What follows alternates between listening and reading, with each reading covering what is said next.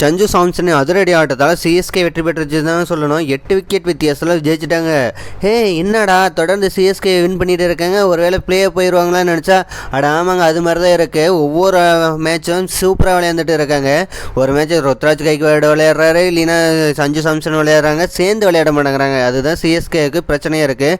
சரி, என்ன நடந்துச்சுன்னு பார்க்கலாம். டாஸ் வின் பண்ணி ஃபஸ்ட்டு டெல்லி கேபிட்டல் பேட்டிங் எடுத்தாங்க. எதுக்கு தான் டெல்லி கேபிட்டல் பேட்டிங் எடுத்தாங்கன்னே தெரில ஃபஸ்ட்டு, அதுங்கிற மாதிரி தான் இருக்குது. அவங்க 200 ரன் அடிப்பாங்கன்னு பார்த்தா இவங்க சொப்பையாக அடிச்சிட்டாங்க. சரி, வழக்கம் போல் முகேஷ் சௌத்ரி வந்து பவர் பிளேயில் விக்கெட் எடுத்துட்டாரு அப்படின்னு சொல்கிற மாதிரி தான் இருக்குது. யார் விக்கெட்னு பார்த்தா பதுன் நிசாங்கா விக்கெட்டை 15 பால் விளையாந்து 19 ரன்னுக்கு அவர் அவுட் ஆகிட்டார். சரி, பவர் பிளேயில் அடுத்தடுத்த விக்கெட்டை விட்டுட்டே இருந்தாங்க டெல்லி கேபிட்டல். கேஎல் ராகுல் 13 பாலில் 12 ரன் அடிச்சு அவளும் அகில் குசைனுக்கு அவுட் ஆகிட்டாரு.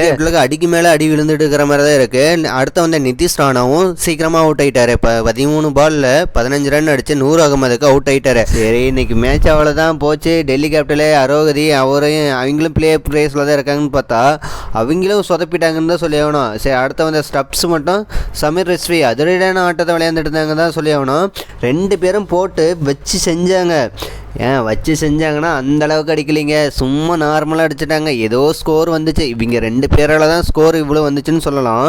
ஸ்டப்ஸ் வந்து 31 பாலில் 38 ரன்னும், சமீர் ரிஸ்வி 24 பாலில் 40 ரன் அடித்தார். சமீர் ரிஸ்வி ஆட்டத்தின் 20வது ஓவரில் லாஸ்ட் பாலில் ஒரு 6 அடித்து ஃபினிஷ் பண்ணார். என்ன தான் 6 அடித்து ஃபினிஷ் பண்ணாலும் 20 ஓவர் முடியல, 25 ரன்னு மட்டும்தான் டெல்லி கேபிட்டலால் அடிக்க முடிஞ்சுது. அதிகபட்சமாக 100 ஆகும்போது 2 விக்கெட் எடுத்தாங்க. சரி, second innings Chennai super Kings இதெல்லாம் ஒரு மேட்ரா அப்படிங்கிற மாதிரி தான் இருக்கு. 155 ரன் ஒரு மேட்ரா அப்படிங்கிற மாதிரி சொன்னாலுமே ருத்ராஜ் கைக்வாட் இந்த மேட்ச் சொதப்பிட்டாரு. 6 ரன்னில் அவரும் அவுட் ஆயிட்டாரு, லுங்கிங் கிடைக்கு. சரி, அடுத்த வந்த சஞ்சு சாம்சனோட கைக்கு ஒருத்த உருவி பட்டேலே பவர் பிளேயில் பொறுமையாக விளையாண்டுட்டு இருந்தாங்க. ஆனால் உருவி பட்டேலே அதிரடியாக விளையாண்டுட்டு இருந்தாரு. 9 பாலில் 17 ரன் அடிச்சிட்டாரு. என்னடா இப்படி விளையாடுற, போன மேட்ச் அதிரடியாக விளையாண்டா இந்த மேட்ச் விளையாடுறங்கிற மாதிரி தான் இருக்கு. சரி, சஞ்சு சாம்சனும் அடுத்த கார்த்தி சர்மாவும் பார்ட்னர்ஷிப் போட்டு மேட்சை முடிச்சு தந்துட்டாங்க.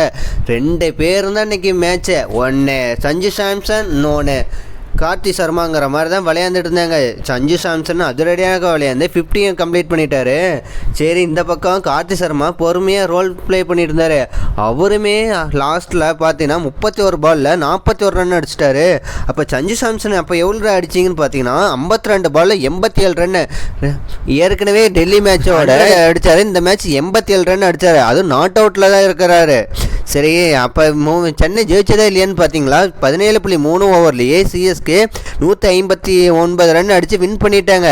பாயிண்ட் டைப்பில் 10 மேட்ச் விளையாண்டுருக்காங்க இது வரைக்கும். அதில் 5 மேட்ச் வின்னு, 5 மேட்ச் லாஸ் பண்ணிட்டாங்க. 6வது பிளேஸில் இருக்காங்க சென்னை சூப்பர் கிங்ஸ்.